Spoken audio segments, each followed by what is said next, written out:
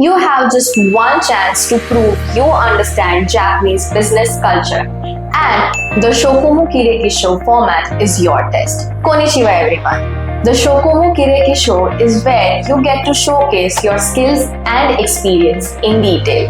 It's just as important as the Rireki Show.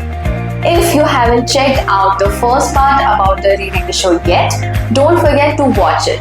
The link is in the description below.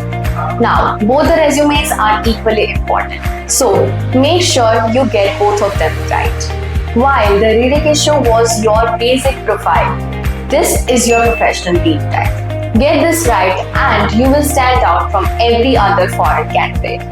The Shokumu Kireki Show is essentially your detailed CV.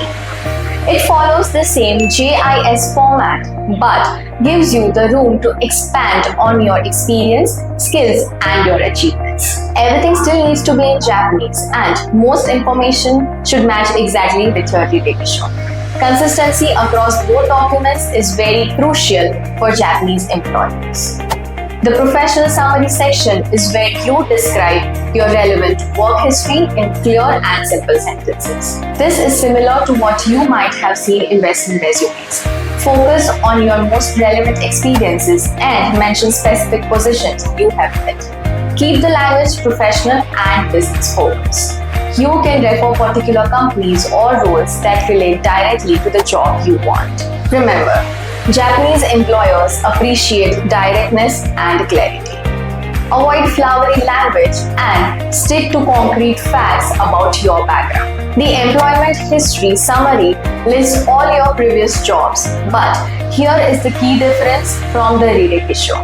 This section goes in reverse chronological order. Start with your most recent position and work backwards. Include the employment dates and company names. But you do not need extensive detail here since you will cover that later. Here is something crucial. If you have any gaps in your employment history, you must explain them. Japanese HR departments get concerned about unexplained breaks in your work. Whether you were studying abroad, caring for a family member, or traveling, list these activities with dates. Transparency is essential in Japanese job applications. This section lets you showcase your most relevant skills along with your actual experience using them professionally. Instead of just listing that you know JavaScript, write that you have 7 years of JavaScript programming experience. Instead of saying you speak English, specify that you have 5 years of international business communication experience.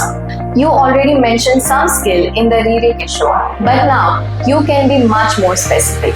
Include the depth of your experience and any particular context where you use these skills. Japanese employers want to understand not just what you can do, but how long you have been doing it and at what level. Now, for the most comprehensive part, your detailed work background. This section requires much more information than anything you would put on a Western resume. For each previous job, start with detailed company information. Include the size of the company, number of employees, and what the company actually does. Add your employment dates and the specific departments where you work. After the company details, list the specific projects or assignments you have worked on. For each project, include the goal, the scope of work, the final outcome, and your exact role within the team. Also mention the particular skills you used during each project or any achievement or results you have delivered. Japanese employers want to see concrete examples of your contribution.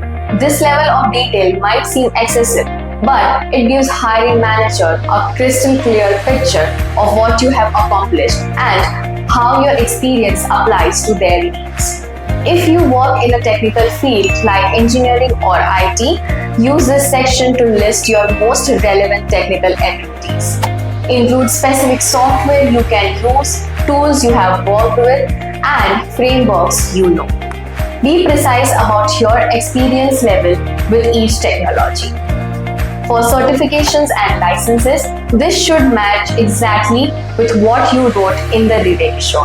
Double check that all the dates and certification names are identical between both the documents. Even if you are not in a technical role, list any relevant certifications, professional licenses, or specialized training you have completed.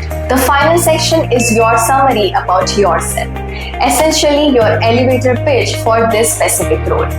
Explain how your particular combination of skills, experience, and background makes you the right fit for this position.